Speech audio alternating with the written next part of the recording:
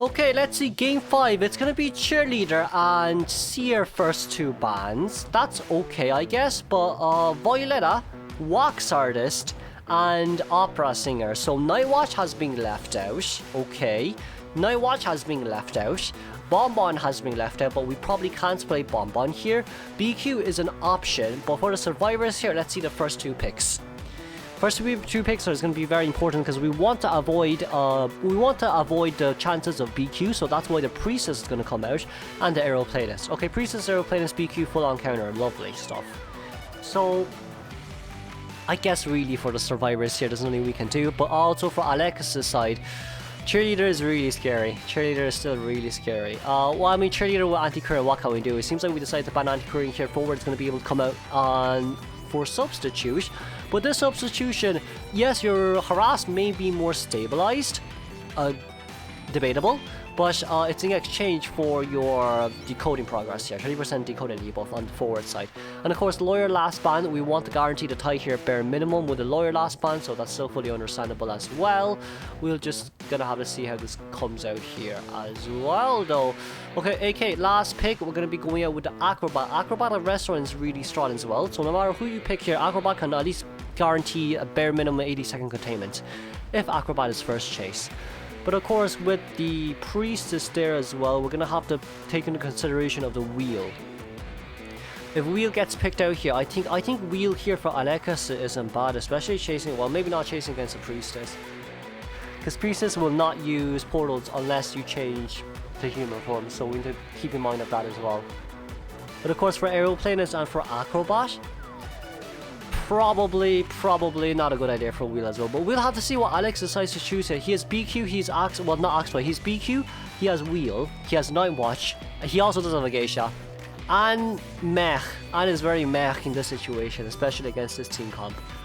So we're gonna have to see. The best choice here is probably Wheel.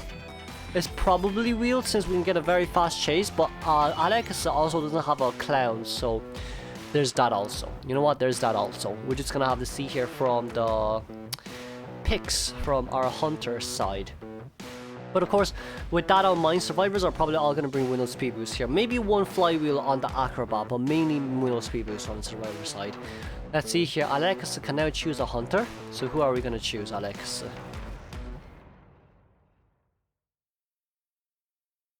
Geisha. Okay.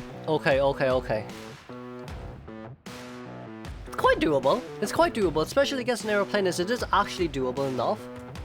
Maybe just a forward that's a little bit annoying, but for Alex here, nostalgia is going to be very important. No matter what happens here, nostalgia is going to be very important.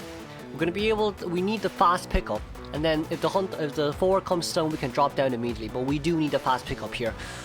But moving on towards area selection mode we go. This is going to be Spawn Priestess in the middle, forward towards the right, Acrobat towards the left, and then Aeroplane is actually spawned by Umbrella Geisha, so that's okay. Meanwhile, we're going to be having the Geisha here spawning next towards, in between the forward and the Aeroplanist.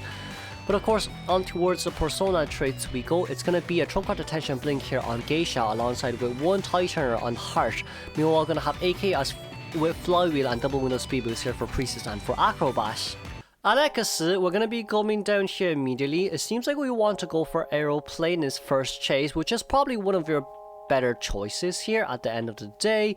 But once we come towards middle, we do see that there's Priestess has already rotated away, but of course we don't have Titans. Oh no, we don't have Tinnitus, so once the Tinnitus here pops, we probably do realize as well, okay, it is an Aeroplanist here nearby, but Aeroplanist also pull quite a lot of distance. The trump card detention with Berserker. Berserker, we have Claustrophobia, one stack of Rage, and Desperate Fight. So we don't have Nostalgic. Okay, we don't have Nostalgia. Okay, that's interesting to see. But of course, with that immediate... Oh, okay, hello. That's some portal, I guess. That's a portal, I guess. But with that in mind, are we going to go after Priestess? We are going to be going after Priestess here. Priestess still has 2 portals on her hand, so one currently available. Another one is going to be ready in around 5 seconds. But of course, with the Windows speed boost here coming from Priestess, we're going to be able to get our... Oh, we should have charge attack hit there, Alex.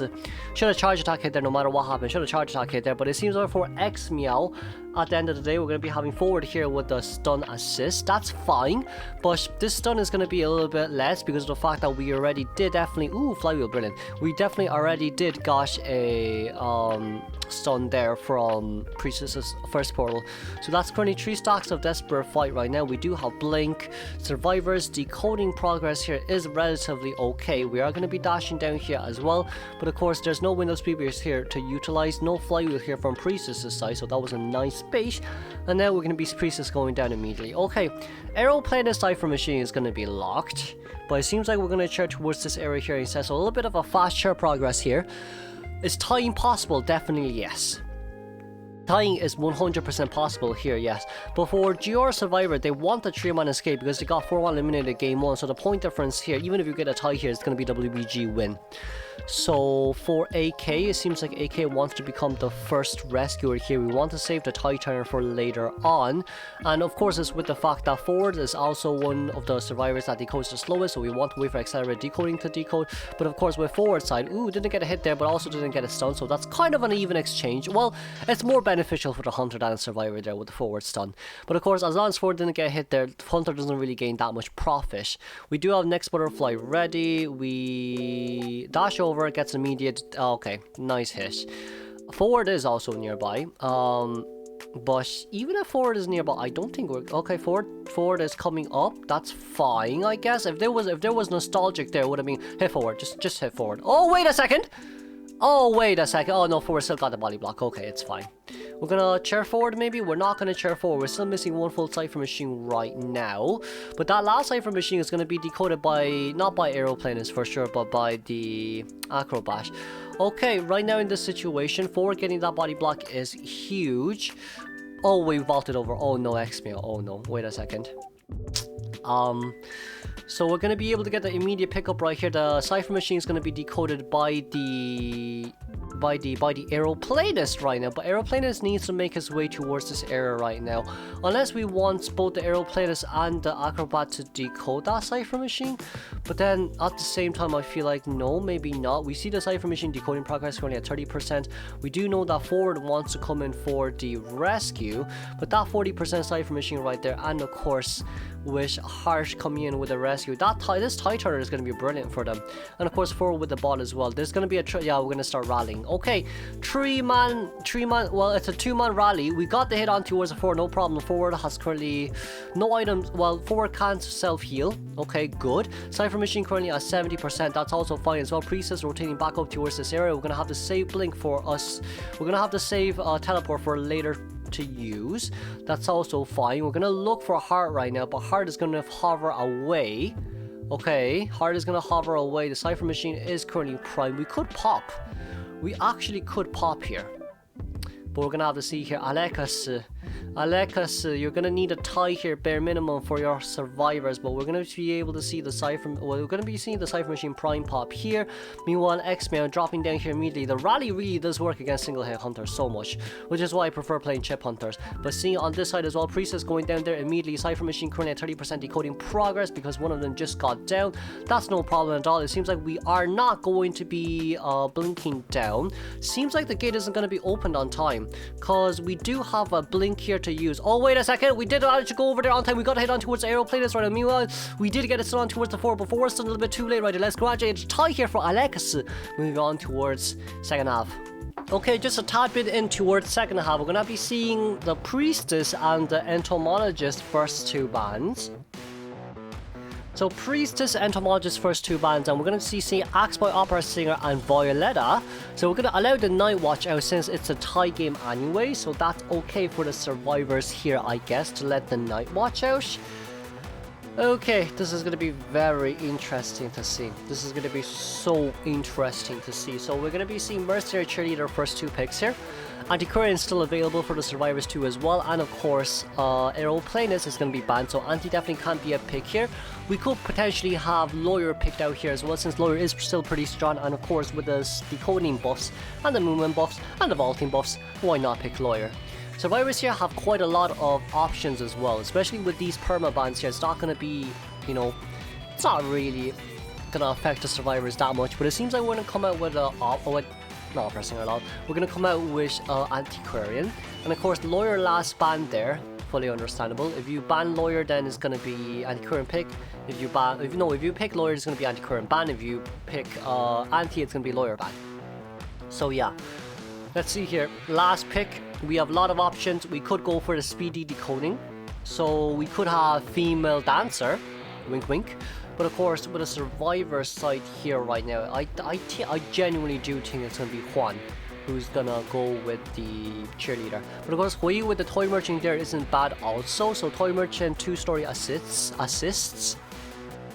Let's see, Hui Antiquarian, Lon is going to be toy merchant, Juan is going to be playing cheerleader, and of course Iron is going to be our main rescuer. Okay, that's fine. That's fine, I guess.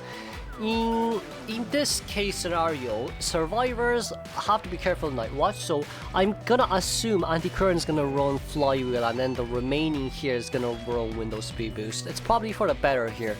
It is probably for the better here. So we're just gonna have to see. We are just gonna have to see. With the survivors persona, yeah, with survivors persona lock, one tie turn is enough. One tie turn is definitely enough, especially with Antiquarian harass, especially with Juan support. Like one tie turn is definitely enough here, but we're gonna have to see how good early game is. As long as early game is really good, this could potentially be a 3-1 escape, but for now it still does seem like it's tieable. But of course for game 4 and game 5, it's really just a meta team comps here with the Antiquarian and with the Antiquarians and with the cheerleaders. So yeah, we're really gonna have to keep all these in mind. We are really just gonna have to keep all these in mind. But let's see here. Cheerleader is gonna be very OP, as we've seen from last game as well. Well, last game it's not really cheerleader OP, it's kind of Antiquarian OP. But of course, Nightwatch being picked here. Okay, Nightwatch being picked here immediately. Let's just move on towards the area selection mode we go. It seems like it's going to be... Let's see here, we're gonna have cheerleader spawning by Umbrella Gate, meanwhile toy merchant currently at the opposite side, mercenary towards the mercenary near hotel, and then we're gonna be having Antiquarian in the middle. Okay, it seems like Nightwatch has actually spawned near mercenary and toy merchant. So toy merchant first chase isn't bad. No, it is really bad, especially near the 2-story balcony areas. But anyways, it's gonna be Insolence trump card with excitement. We're going to be seeing a double flywheel here on the toy merchant and on Antiquarian. Meanwhile, Iron has tie turner, and we do see the Windows speed boost on Juan. Okay, let's move on towards the game. This is going to be our finals. Okay, let's see here. Iron, we're going to go straight towards the mercenary here, but it does seem like we do have an Antiquarian nearby as well. But Antiquarian pulling the distance a little bit too late here. Chasing after mercenary. I mean, mercenary after nerf still isn't too bad. Everyone's still gonna use him at the end of the day, and he's still very ban-worthy because of terror shock problems. We are still able to see, well, mercenary getting the vault there. I feel no way. Well, we're probably gonna force one L pop for mercenary, and that's probably enough there. It is going to be changing targets here, so Hui is gonna rotate away immediately. We do have excitement here, so excitement against Nightwatch shouldn't be too bad. But of course, from CN side, they all know, okay, if he's chasing me, it could potentially be an excitement, so we're just going to use one fluid at a time for these. But of course, even just by putting the distance here, going towards a 2-story area, you can't really get any slow debuff there, but that's going to be 1-2. Excitement popped over immediately. That's fine. It's a 60-second hit. That's also still fine. We don't have blink, so we can't blink down from that area. And for Hui's side, knowing that it's an Insolence, we've dropped down the pallet there as well. But even when we drop down the pallet there, the slow debuff isn't really going to come in handy for Nightwatch here, because we do have a 5% movement speed boost here from Antiquarian's spin. But of course, with that in mind as well, we still do have a flywheel. Oh, wait a sec. Okay. Okay, that was terrible. That was unfortunate. I don't even blame SuperRich for that. Anti, still trying to rotate towards there as much as we can. We still do have quite a few flutes here to use. We did manage to vault over there. But of course, oh, we missed! Oh, no. Wait a second. That was bad. 2.5 cipher machine decoding progress. We could potentially sell here. We really could sell here, couldn't we? Iron is in middle. Iron cipher machine at 50%. We probably should sell here. Probably should, honestly. Could we rescue? I think, no, we should do one rescue before half. One rescue before having everything should be fine. Iron will finish the cipher machine that Cheerleader was decoding, and then we'll just have to see how everything goes overall. Cheerleader can't really support here. We do see that it's going to be the mercenary coming to rescue. We did manage to get a Typhoon energy stock right there as well. That's going to be the normal rescue, but of course that's a no damage rescue there as well. So Hui is going to go straight towards the corner up towards Hotel right here, just for a little bit of a longer chair time. But it seems like for our survivor side, we want to rotate a little bit further away, just so this guy doesn't get max presence.